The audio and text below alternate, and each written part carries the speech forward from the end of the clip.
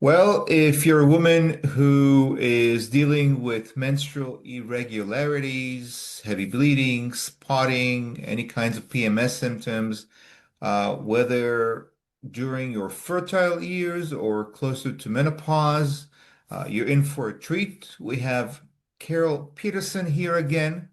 Uh, Carol, the last video we recorded was well received by, I guess, the sort of estrogen dominance communities, um, such as the Facebook group and so on.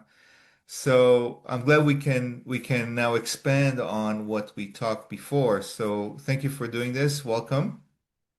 Okay, Dr. Ellie, I'm really thrilled to be here and I'm thrilled to talk about this subject. So I'm trying to compose myself to put together a blog or a newsletter on this because there are some things we certainly don't understand very well. And as practitioners, if we don't understand it, we don't give the proper information to people.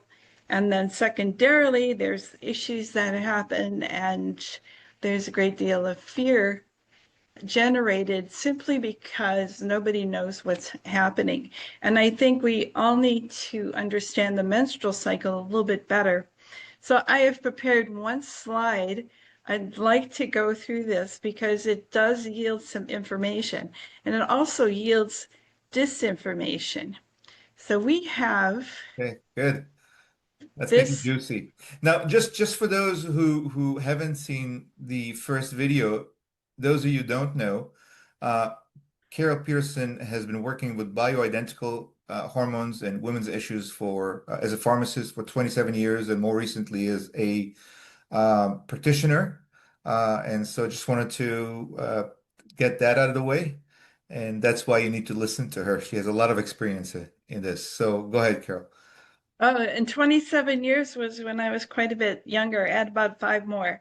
I should have Aha, update my okay. website. It's time to update that. Okay, fair enough. Very So good. I would Very like good. to say, in those years, this has totally taken me over, and I have done so much time listening to people. I've had the advantage of going to many, many conferences, and I've had the added benefit of talking to many, many people with hormone disarray of one sort or another.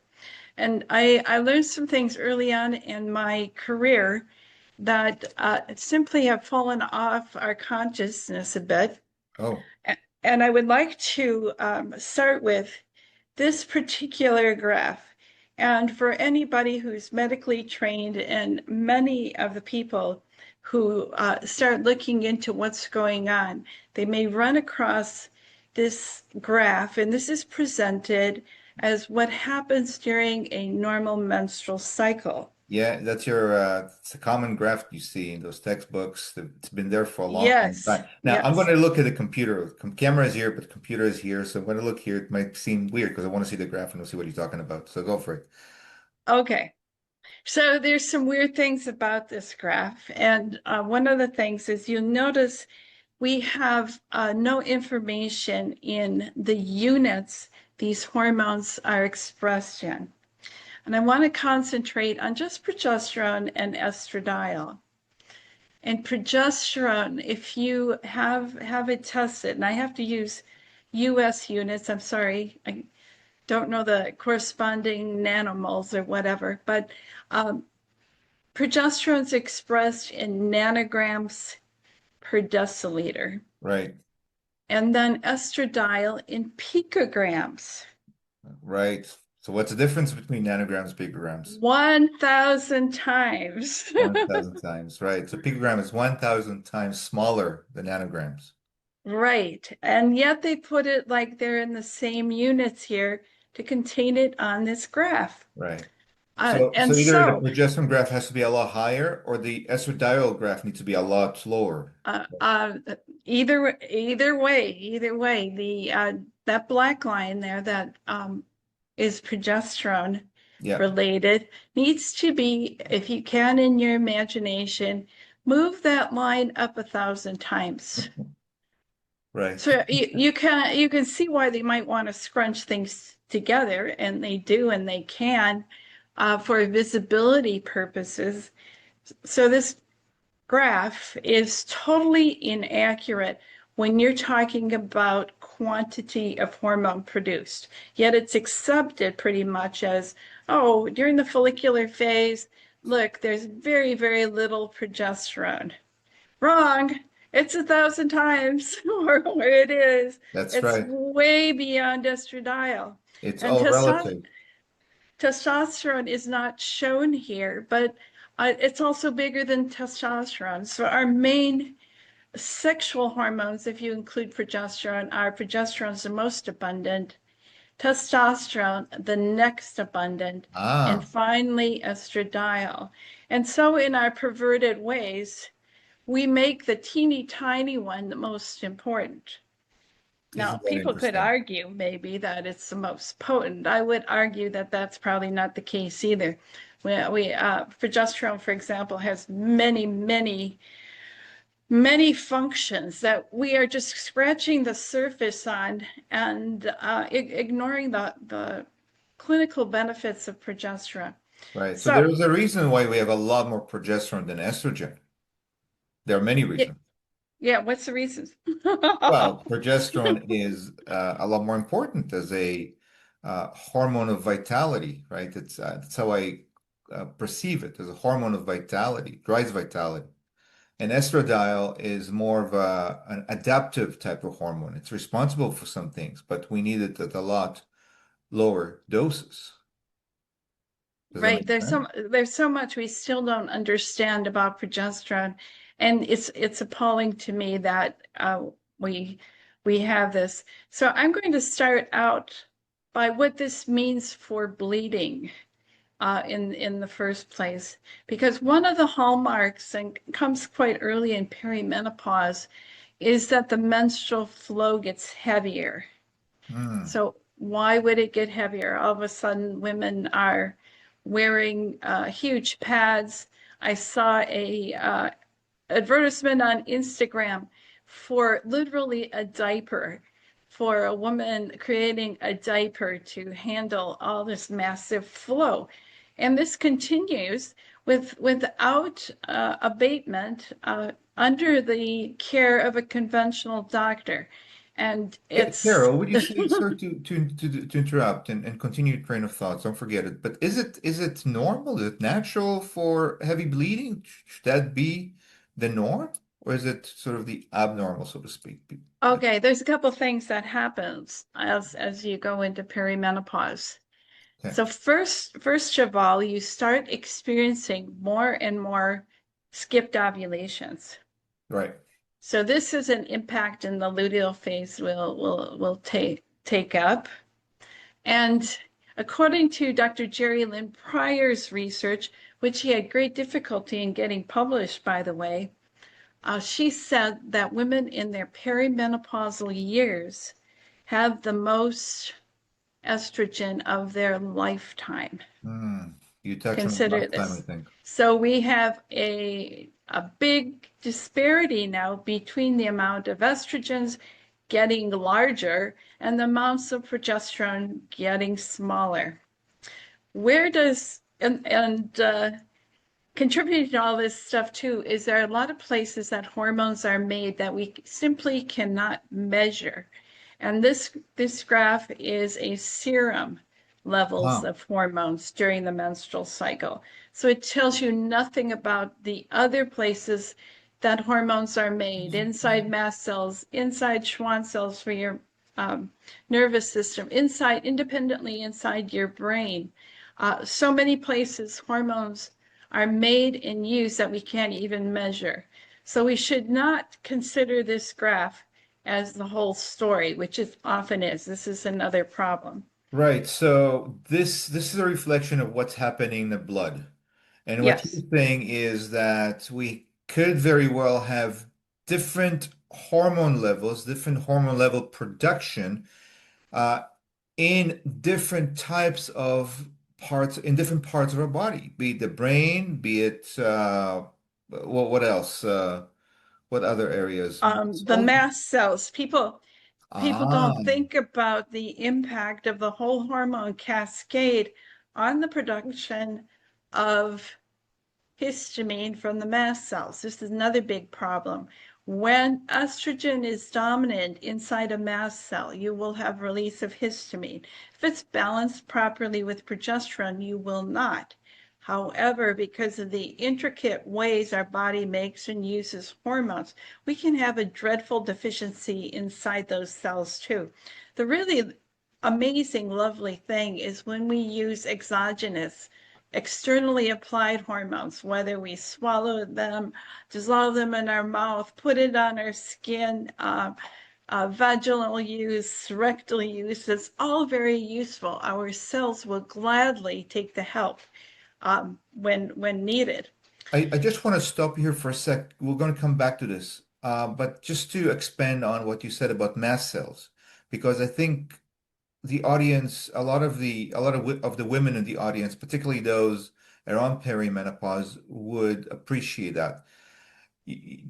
The mast cells, being the histamine producing cells, are the ones that are responsible for sort of allergic type reactions, right? Yes, And so you can have allergic type reactions as a result of excess estrogen, so that time of your life. And that can also manifest itself in the gut. And I'm sure you see that. I certainly see that when perimenopausal women with sort of estrogen dominance types of presentations or presentation also have what seems to be like a lot of sensitivity in their gastrointestinal tract, resulting in bloating and so and other types of symptoms. Would you absolutely, agree? absolutely. And we have these drugs that are H2 blockers. What's the H? It's histamine. For the stomach, Zantac, Tagamet, where these types of drugs. Uh, Right. Now, once histamine gets released, it's another story. Progesterone prevents the release in the first place, but getting rid of it is another story. But I'd like to get back to the bleeding before we get too Yes, far please. away. Yeah.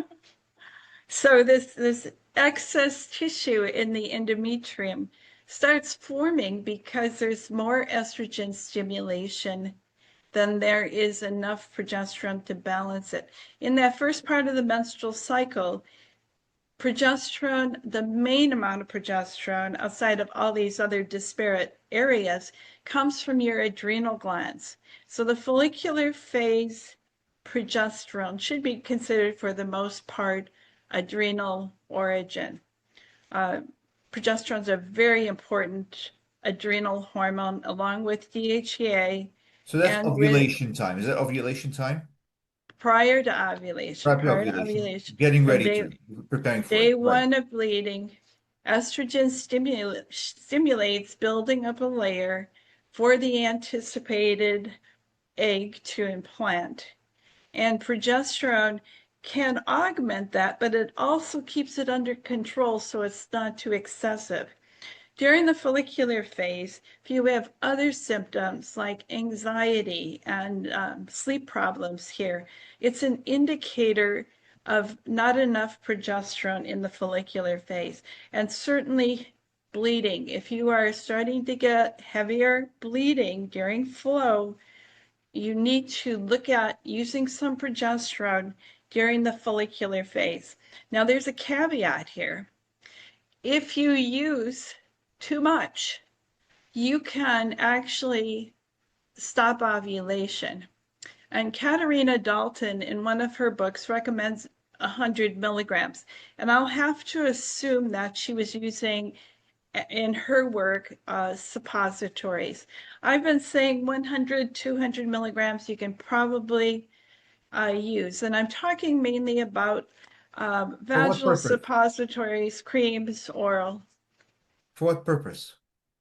For what purpose Yeah, the is 100 to 100 milligrams is for the purpose of just reduce. not so you're moderating that huge amount of stimulus to the endometrium and building up big levels.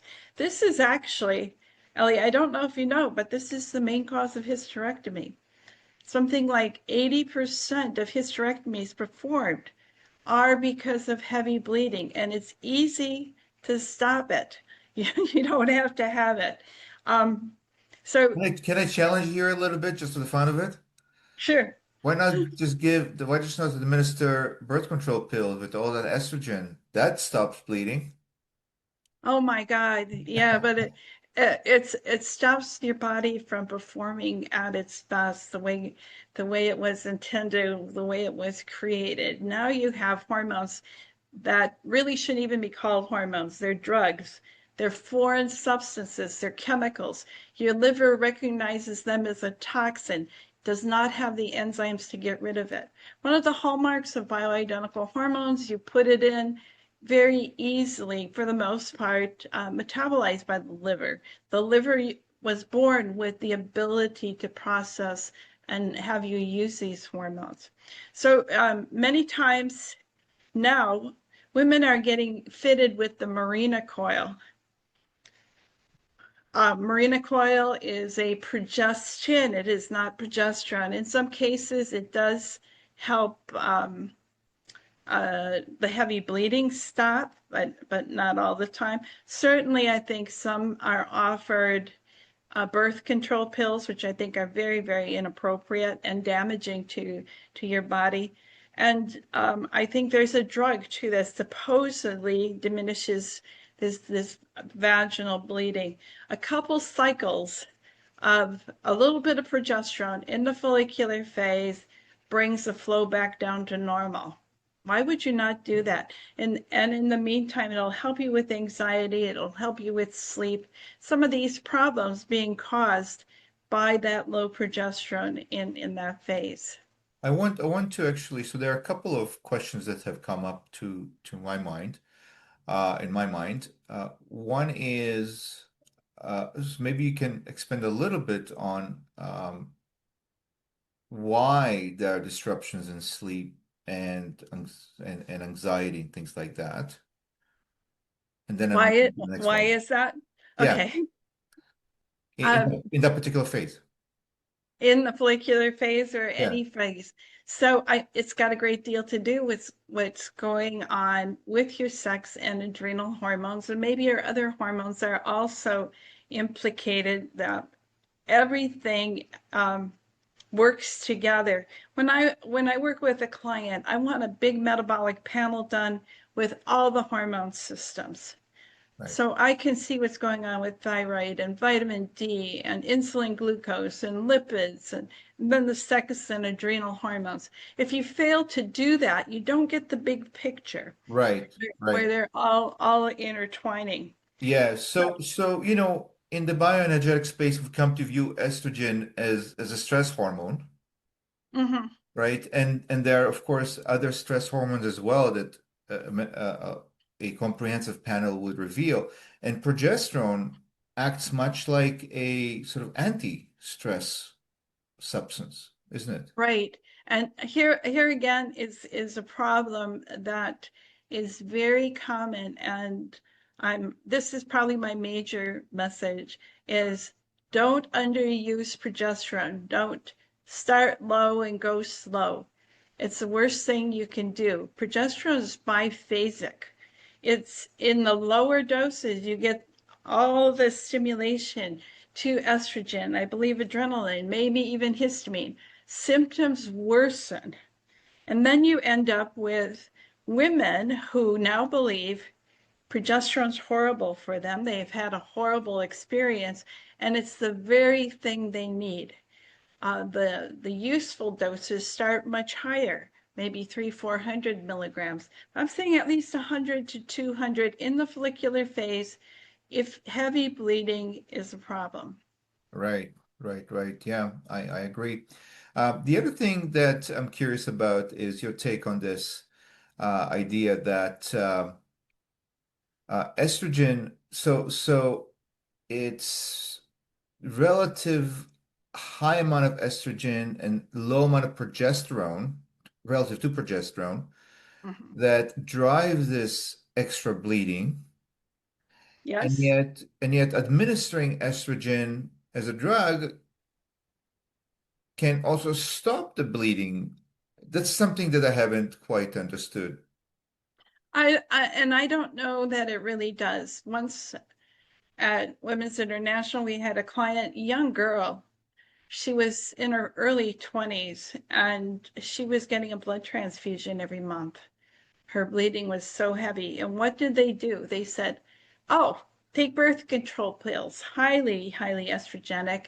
Take 3 or 4 at a time. What Right. were they doing? They were setting her up for the next month's bleed. We had to give her extraordinary amounts of progesterone to get relief from that. And actually, I remember it quite well. It took 1,700 milligrams of Ooh, progesterone sublingually to stop that cycle and stop that heavy bleeding for her.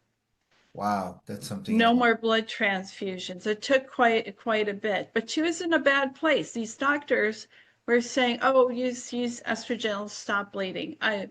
It never stopped her bleeding, that estrogenic effect. I don't believe it is, because you are, especially if you're introducing estrogens that are not bioidentical too, because they persist. As I said, your liver doesn't get rid of them as well. So you have this persistent underlying stuff with estrogen. Contributing to that high estradiol during the perimenopausal years, you have to consider all the other sources of estrogenic type substances, glyphosate, xenoestrogens, um, mercury amalgam in your mouth. The mercury sits in estrogen receptors and gives you an estrogenic effect. So we're over estrogenized in our environment, and then we have naturally the time of the highest amount of estradiol being produced, and then coupled with lower and lower progesterone. This leads to a lot of imbalance. Right, right. Would you say that the same things that would increase estrogenicity around menopause will be the same things that would do it in younger age, like in that woman, for example? Maybe, maybe, yes. And What we're types of having food? incidents of so-called perimenopause occurring earlier and earlier, um, for sure. Younger women have issues with PMS, polycystic ovary disease, infertility. All of these are tied into too estrogenic, not enough progesterone, What pathways kind for of all food of might that. drive that? What kind of food? Hmm. Well, think about what's in your meat. For example, I saw a video where they injected estrogens, and they actually did a synthetic estrogen or 17 beta estradiol going right in the ear of the cow. Why? To enhance growth. It's a growth promoter. Not only enhances growth in your endometrium, it's a generalized growth promoter. And that stays in the muscles. Right. And then think about this. What about chickens? What about chickens? You're eating girls. Aha. Oh, that's right. So would they Okay. not naturally have more estrogenic substances? I've never looked at what exact hormones chickens have, because various animals might have hormones that are coexistent with human, but they might have their own sorts. So I don't know. A good place to do a deep dive. Uh, And so on that basis, I would think that leaner cuts would be safer than fatty cuts because it tends to store more in fatty tissue, right? yeah, you could argue that. Yes. And Dr. Ray Pete suggested that seed oils, polyunsaturated fatty acids, are estrogenic in nature as well. So he says, we do know that they sit in our membranes in our cells, which should have phosphatidylcholine and maybe a few derivatives of that, and it should have cholesterol, but we also have these seed oils stuck into our cell membranes. yielding an unhealthy cell. And I would argue, for argument's sake, that the same thing applies to fish oils, where we have we have a love affair of fish oils, and it blows me away that we would say the seed oils, because they're so unsaturated, Did I get claim oxidized. blasphemy? It's and you say the same thing about fish oil. Oh my goodness. And actually Ray Peat did say fish oils are a problem too. And Yeah, I have always thought there's a problem with fish oils. yeah, yeah, And I agree. I agree. Of course, and again, that can sound blasphemous to some people in our oh circles, my but gosh, yeah. and some doctors that I really respect as very, very smart people will go online and say, they give them fish oils for this protocol. I have a book review on my website on a book called Fishy Business, and it's one of the best books I've read on the subject. And actually, he was influenced by Dr. Pete, of course, who wrote a foreword to his book. Ah, Uh, this young man, Yuri, what's his name? I want to say Kruger. He was from Malaysia. I got to do a radio interview with him, and very, very smart. There's a huge lack of studies about what happens after you take the fish oil. What happens to those molecules, you and know, what about when they get oxidized, and how long do they persist, and where do they go? So you may be trading a little bit of anti-inflammatory quality for some disastrous long-term results in your body. So so just to clarify to the audience, a couple of things. Fish oil is thought of as this wonderful anti-inflammatory things that we need in certain amount in our bodies. But the way I view fish oil, Carol, is it's kind of similar to the non-steroidal anti-inflammatory, and mhm. anti-inflammatories, plural. So it can produce short term, it can actually decrease inflammation, but long term, it might actually increase inflammation, perpetuate it, Right. right? That's why I think it can be a problem, probably is a problem. And there's a lot of money, and everybody will say, oh, well, there's ethical places that have fish oil, and they make sure it's got no mercury and other metals, and it's in glass bottles so it doesn't oxidize But and that's all not this. the issue, right? I No. mean, Ray Pete, at one point, I remember reading that he said that, and he cites research to support everything, that it oxidizes right in the gastrointestinal tract, even before it actually is absorbed through the gastrointestinal tract into the circulation, it gets oxidized.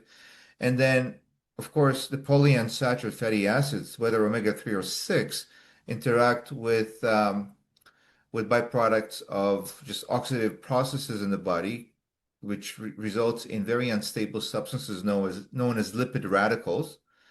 And then it can be broken down. Once it's broken down, metabolized to smaller parts, it can be broken down to produce different toxic molecules known as collectively as aldehydes.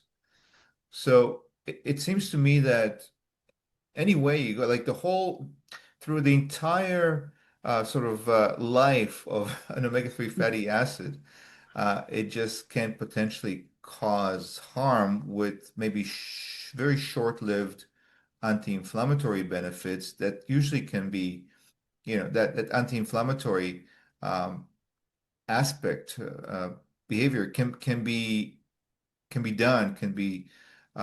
produced in other ways as well. Dr. Pete, for example, goes back to the original research. Where do we get the idea that we have essential fatty acids? And it was actually research done by a couple way back, I want to say 30s, 40s, 20s, 20s, and 20s. it's not really substantiated. It's a hypothesis. We have never demonstrated that this is accurate, that it holds up, and it's not holding up. That's right. Uh, you can have these fatty acids in red meat. There's no no need for fish oil. And talk about inflammation.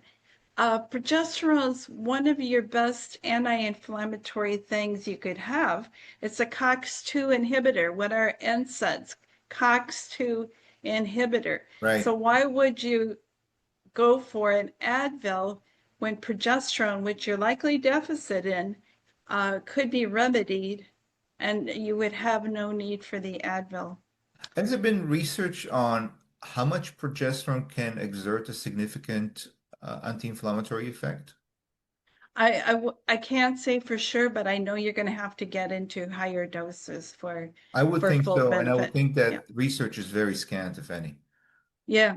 It gets scant, and there is quite a bit of research out there that actually promotes the idea that treating with progesterone is a failure. Since I brought on this endometrial theme, it's now being promoted, I believe, by the Endocrine Society, the Menopause Society, and the American College of Obstetrics and Gynecology, that you need to use 200 milligrams of progesterone either orally or vaginally to prevent excessive buildup of the endometrium postmenopausally. That's a good Okay? development. Uh, yes, but they say no, creams will not do it. Oh, Don't use progesterone topically or sublingually. We have no proof. And so this study, I've got the paper here because Dutch labs put out a white paper. And the study that they put out was with 80 milligrams of progesterone cream versus 200 milligrams of the other two. Why are you not presenting at least an equal dose? And it's possible you might need a higher dose. And I will also argue none of this, a blood level of serum level, excuse me, of progesterone, which the 200 milligrams, either vaginally or orally, will get you in this luteal phase a bit. so you're saying Does 200 that milligrams may mean not that be your enough? endometrium lining ipso facto is protected? And I would say no. In all cases, you need to go back to a transvaginal ultrasound if there's really disturbed bleeding patterns. You don't know. Did I So now understand you it's correctly? Did you say 200 was not enough? in some cases, no. Right. Way back when I saw an article, I should maybe see if I could AI it or something. It was a study done about using progesterone, and it either was 10 days or 14 days, I forget. Doses were 200 milligrams, 300 milligrams, 400 milligrams. And this was perimenopause, menopause kind of timing, I think, to support the luteal phase. So with 200 milligrams in that fashion, no regular bleeding occurred. With 300 milligrams, some regular bleeding, and with 400 milligrams in all the test subjects had regular bleeding with the 400. How was it administered? Orally. This was Orally. oral Interesting. progesterone. Okay. Yeah. Yeah. Because when it's administered orally, it's metabolized differently than when it's administered topically or vaginally or Yeah. sublingually. And I would say there might be an advantage to administering it that way. That way meaning topically. But after all these years, I don't see problems arising with topical necessarily, unless you're not using enough, not absorbing enough. I'd like to go back to the cycle here, this luteal Carol, phase. let me just Okay. go for a second. So would you say topical, and what I mean by topical, again, it's basically applied to the tissue. It can be vaginal, it can be sublingual. Do you mean that it is or it's not preferable to oral administration? I believe all forms of progesterone are going to be benefit you, and there may be other reasons for one dosage form over another, Okay. but the most important thing here is that you have used enough for your body to be free from progesterone deficiency symptoms. Okay. Okay. All right. So for sure, let's go on then. And that's another part, like, okay, you use every conventional doctor out there is going to offer you 200 milligrams of progesterone for 10 to 14 days. That's all you're going to get. Uh, and they're not going to check in to see if your progesterone deficiency symptoms are relieved or if you have problems. That's what you're going to get. And this is very horrible that medicine is well practiced this way. I What do you want to start? What do you start at? What dose do you start at? if you want to do good luteal phase support, and this is from my many years of the compounding pharmacy, we did oral progesterone in oil. We did 100 milligrams 4 times a day during the luteal phase. Okay, makes sense. Yeah. So At a minimum, Ellie. interesting. At a minimum, right, right, right. You gotta start somewhere and just watch the effect and Right, and adjust right. accordingly. Fair enough. Okay. Now this is very interesting here. You see progesterone peaks right in the middle of the luteal phase. So Right. what's happening in the first part, the first week after ovulation? Progesterone actually works together with estrogens to keep building and strengthening that endometrium layer because there might be an ovulation. And if there's no ovulation right here at peak progesterone time, progesterone flips into a secretory hormone. It's got a big part to play in breaking down that endometrial tissue to have you end up with bleeding. Now, progesterone is not the only process in your body to make that happen, nor do you down here at the end, we're conventionally taught that stopping progesterone is needed to bring on bleeding, and it is not. You can use progesterone like 1, 2, 3 days into bleeding, back in the follicular phase you are now, if your symptoms warrant. And that might be your most painful days, your most headachy days, and you can use the higher doses. And your bleeding comes whether you drop progesterone or not. Do you cycle progesterone doses throughout the different phases? Because common wisdom dictates you take it for 2 weeks and you stop taking it for 2 more weeks, but you can actually take different doses, no? Right, right. So some women I advise that first week after ovulation, they have no problems. So if they need a little help, they can stay on the follicular level of progesterone I just mentioned, 100 to 200 milligrams. Their symptoms may start right at that midpoint. It's only the week before that they have some problems. That's where you raise. That's where you're not getting enough here. I would even submit, and this is probably not completely true, it's more like calculus. For those people who suffer through a calculus course, the area under the curve that you have to have enough progesterone to allow you to bleed.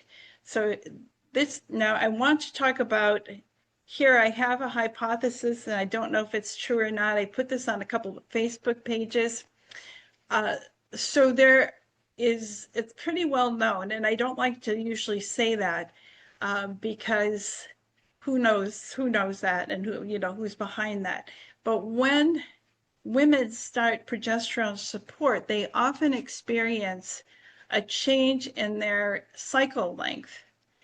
The luteal phase, it seems, is shortened or lengthened. There's some disturbance there.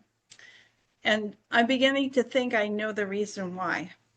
And I think it's probably coming from this conventional medicine. They like to give progesterone all at bedtime, 200, 300 milligrams to encourage sleep. Right. But what do you have then? So you have a peaky of progesterone. You have a spike in progesterone with that high dose of progesterone all in one place. So now you're like duplicating this stuff. So making things secretory. Now, if you haven't ovulated and you may have some cycles as you're in perimenopause, you get diminished flow. You get very, very little flow. It's like hardly even needing a pad or a tampon.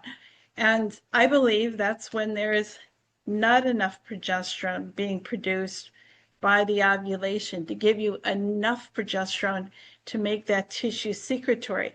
And this is when the endometrium, like slowly, steadily will build up quietly. That in that luteal phase, you are not producing enough. Now, you may produce none at all of that luteal progesterone, but there are times when you call it luteal phase defect, where the amount of progesterone produced is low. And so maybe you have a little bit of bleeding, but this does not ensure that you've gotten a complete bleed from all the tissue that's been built up. I believe that you have to have a certain concentration and maybe duration of action for progesterone to be there to have a complete cleaning of the endometrial buildup that you've had. Hence, let's pick the woman. Let's say she's gotten to be menopausal. You've decided to start her on progesterone first. You start giving her progesterone for a few days, and all of a sudden she's bleeding. Okay, what happens then? If she's scared, she goes to her conventional doctor who does a whole workup for endometrial cancer. So even though she hasn't bled for a year, if she's been deemed menopausal, it doesn't mean she doesn't have tissue You made her hanging younger. around there. What's that? You made her younger in essence. You Yeah, reversed and her age. we cleaned out the uterus, and you'll find you get that blood. You could even have some heavy bleeding, clotty stuff, brown oxidated blood, and it's predictable. How So long would for that typically last? Okay, so that's a very good question. What do you do then? You started progesterone, and oh my God, I'm bleeding. I want to stop it. This progesterone is making me bleed. This is abnormal, unnatural. I need to stop it. That's the number one thought that probably comes to people and even practitioners. Stop the progesterone. It's called, there's something wrong here. Not wrong. It's predictable, totally predictable.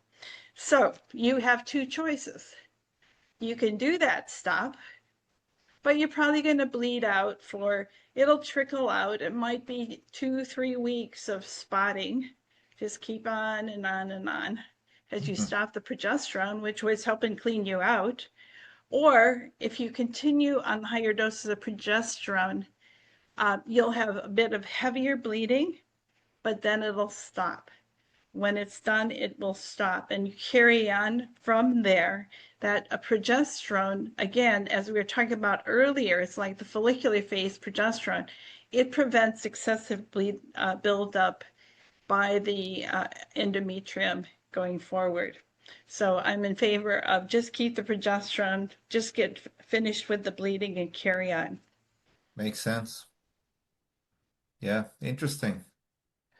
And typically, so is this why spotting occurs, or what else might cause spotting? Okay, good. I was just going to go there. Okay. Reminds me of a client I had, Gloria. I'm bleeding, Carol. I'm bleeding.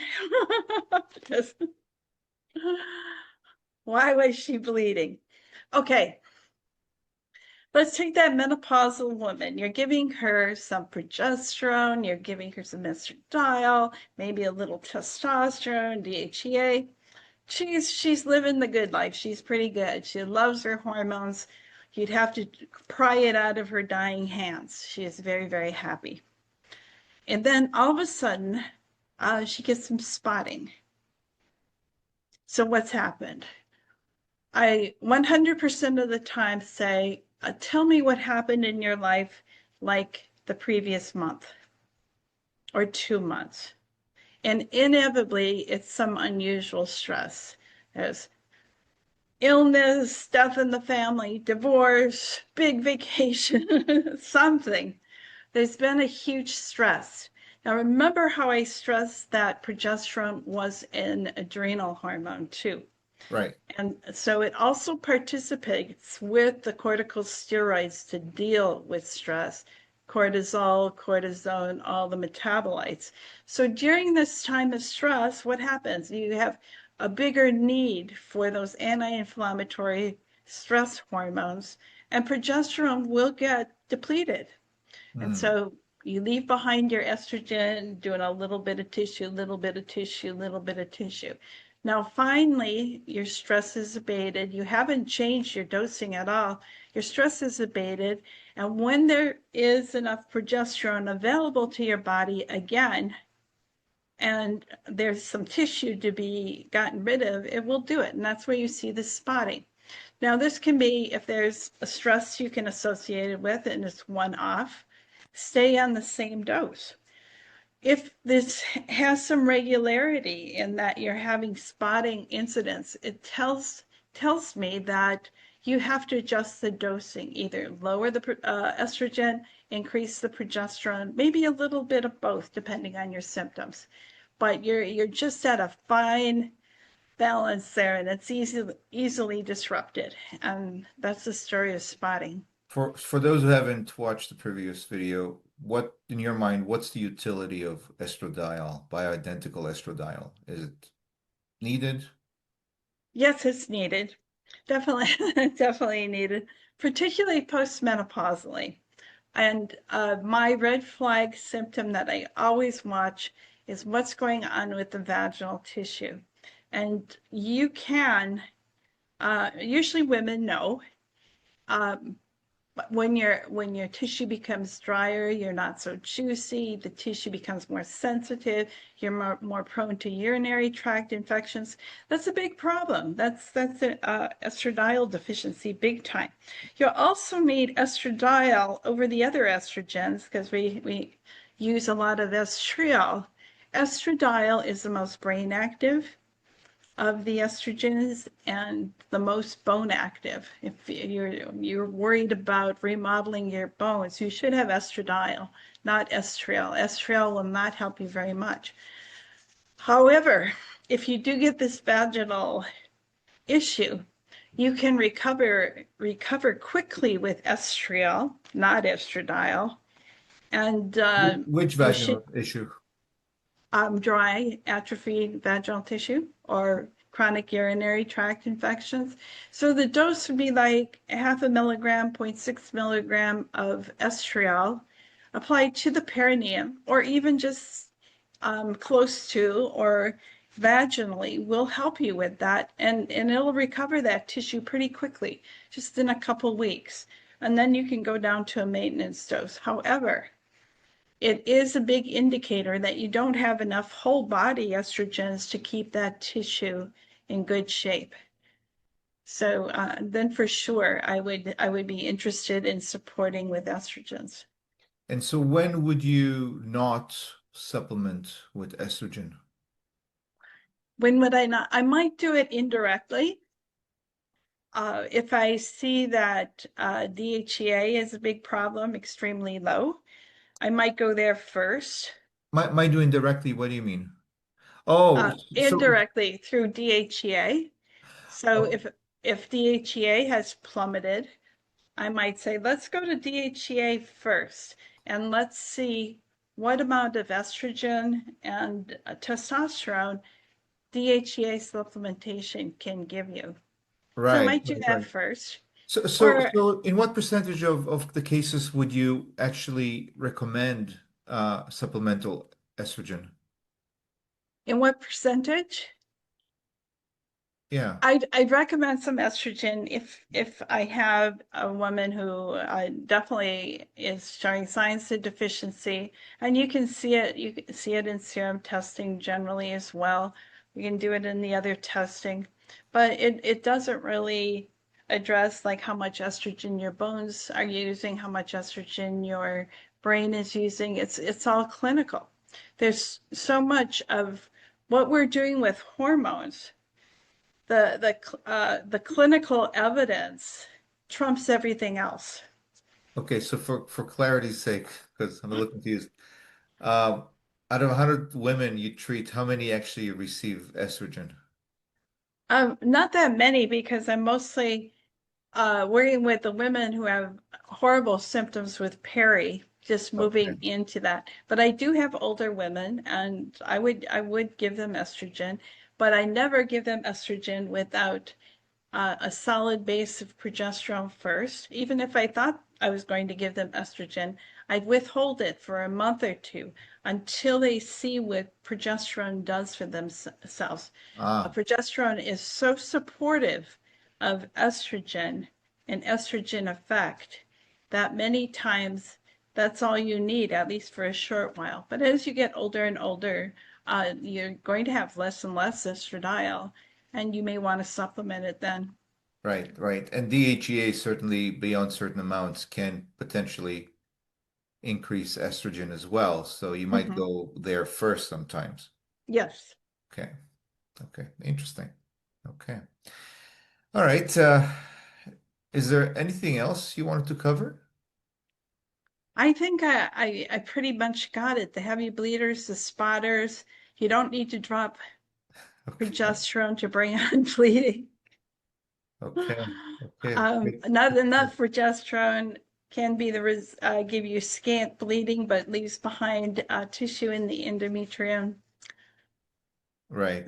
So there's a lot to think about here. We should call One other point. When I talked about giving the progesterone dose all at once, I think you get a peaky thing here, Mhm. mimicking this peak, and may get that shortening or lengthening of the luteal phase So when you're because saying of, divide it up throughout the day. yes, Yeah. spot on. Okay. Always divided up. Okay. Okay. Perfect. Perfect. Fantastic. Fantastic. Okay. So Carol, where can people find you? Okay, my website is the wellnessbydesignproject.com, and I have a YouTube page, the same name, and hopefully I'll be sharing this episode with you, Ellie, on there soon. And that's how you can find me. Fantastic. Okay. Awesome. Well, thank you, Carol. Let's sign off. I'm going to stop the recording. I appreciate you being here with me.